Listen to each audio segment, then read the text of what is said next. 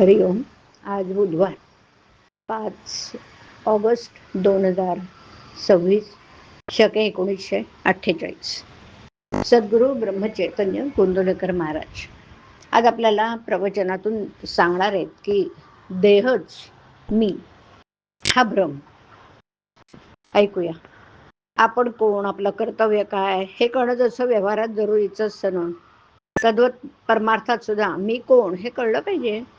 ज्याला मी माझं म्हणतो तो मी नव्हे खास. माझा देह म्हटल्यावर मी त्याहून निराळाच नव्हे का. देहाला ताप आला तर मला ताप आला, देह वाळला तर मी वाळलो असं म्हणतो ही चूकच आहे, हा भ्रम आहे. वास्तविक देहाहून वेगळा असूनही देहच मी अशी भावना केली आणि म्हणून मी सुख दुःख अनुभवू लागलो. दुःख नको सुख हवंसं मला वाटतं. याचा अर्थ माझं मूळचं स्वरूप हे नित्य सुखरूपच असलं पाहिजे.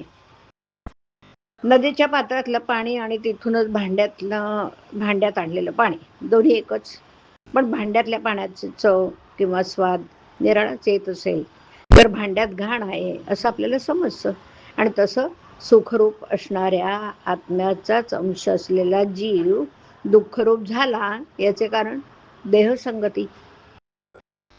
एका गृहस्थाची बायको बाळंतीण झाली तेव्हा त्याच्या मित्राने डॉक्टरची मदत आणि अशा अनेक बाबतीत धावपळ केली, पण त्याने सोयर मुळीच पाळलं नाही.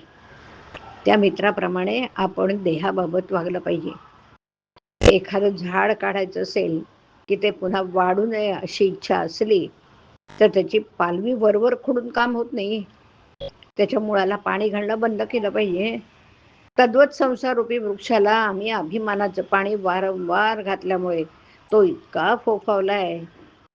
तो अभिमान नष्ट केला पाहिजे. मी कर्म केलं हा भ्रम टाकून दिला पाहिजे. खरा करता ईश्वर असताना जीव विनाकारणच मी करता असं मानतो. कर्तृत्व आपल्याकडे घेतल्यामुळे जीव सुख दुःख भोगतो. तेव्हा मी करता नसून राम करता ही भावना वाढवणं हीच खरी उपासना. आपल्या आयुष्यात ज्या ज्या गोष्टी घडतात ना त्या सर्व भगवंताच्या इच्छेनेच घडतात अशी पूर्ण खात्री झाली की मग सुख दुःख उरत नाही. ज्याची खरी अशी निष्ठा आहे त्याचं तेज काही निराळच असतं. अशा माणसाला अचल समाधान लाभतं. किंबहुना हेच साधुत्वाचं मुख्य लक्षण जाणावं. हे आपल्या अंगी यावं म्हणून साधनाची सर्व खटपट असते. खरोखर तुम्हा सर्वांना आता पुन्हा एकच सांगतो की सदैव नामात राहण्याचा प्रयत्न करा आणि नीतीला धरून राहा. त्याने तुम्हाला भगवंत भेटेल. परमार्थात नीतीला, शुद्ध आचरणाला फार महत्व आहे. आणि जो शुद्ध मनाने परमेश्वराचं चिंतन नामस्मरण करतो ना त्याला सहाय्य करायला परमेश्वर सदैव तत्पर असतो. आपण त्या परमेश्वराला शरण जाऊन त्याच्या नामाचं प्रेम मागूया. दीनदयाळ भक्तवत्सल परमेश्वर कृपेचा वर्षाव करी याची खात्री बाळगा.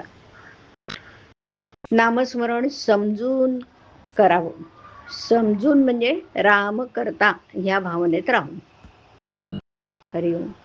हरिओम तत्सत. हरिओम.